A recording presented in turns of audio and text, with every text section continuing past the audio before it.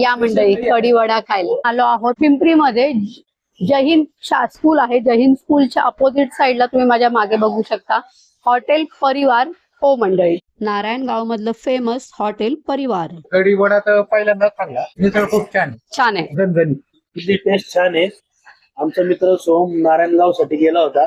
तिथे त्याने कढी वडा आणि मिसळ खाल्ली होती. मला कढी वडा इथं छान मिळतो म्हणून आम्ही आवर्जून कढी वडा इथं खाण्यासाठी आलो आहे. कढी वड्याची टेस्ट छान आहे आणि मिसळची तर टेस्ट झणझणीत आहे. अजिबात वाटत नाही. म्हणजे सेम सेम टेस्ट आणि सेम क्वालिटी. स्पायसी पण छान आहे. सगळं एकदम परफेक्ट. बच्चे कंपनी पण एन्जॉय करते बरं का इथं. हा आहे मिसळचा रस्सा. तुम्ही बघा कसला मस्त तर्रीदार झणझणीत मिसळचा रस्सा इथे बनतो ते. आणि हा आपला जो आपण त्यासाठी आलो आहोत कढी वडा, जो मोस्टली नाश्त्याला कुठेही मिळत नाही, त्याची कढी आहे. सगळी टेस्ट ह्या कढीमध्ये असते. या कढी वडा खायला. इथे नेहमीच कढी वडा, मिसळ, पावभाजी, बर्गर, पिझ्झा सगळ्यासाठी गर्दी असते.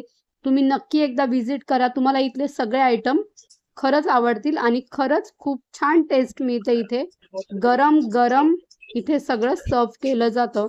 तुम्ही एकदा नक्की व्हिजिट करा पिंपरीच्या हॉटेल परिवारमध्ये.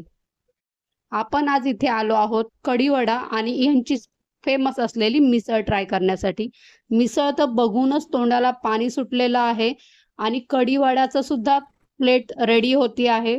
कढी वडा पर्सनली मला खूप आवडतो. आंब्याचा सीझन असल्यामुळे यांनी आम्हाला आमरस सुद्धा एक वाटी दिला होता. आहा, ती कढीची टेस्ट आहे ना अजूनही जिभेवर रेंगाळतीये. इतकी अप्रतिम चव आहे. तुम्ही नक्की जुन्नरला जाता नाही आलं तर पिंपरीमधली ह्या हॉटेल परिवारचा कढी वडा नक्की ट्राय करा. तर मंडळी तुम्ही बघू शकता आता आपण स्पेशल कढी वडा आहे इथला तो मागवलाय आणि मिसळ मागवली. मिसळ असेच प्रकार असतात पण कढी वडा खूप कमी ठिकाणी मिळतो आणि स्पेशली मला कढी वडा खरंच आवडतो. या मंडळी कढी वडा खायला. कढी आहे ना एक नंबर आहे. खूप सुंदर टेस्ट आहे. मला तर फार आवडली आहे. या झणझणीत तर्रीदार अशी नारायणगावची मिसळ खायला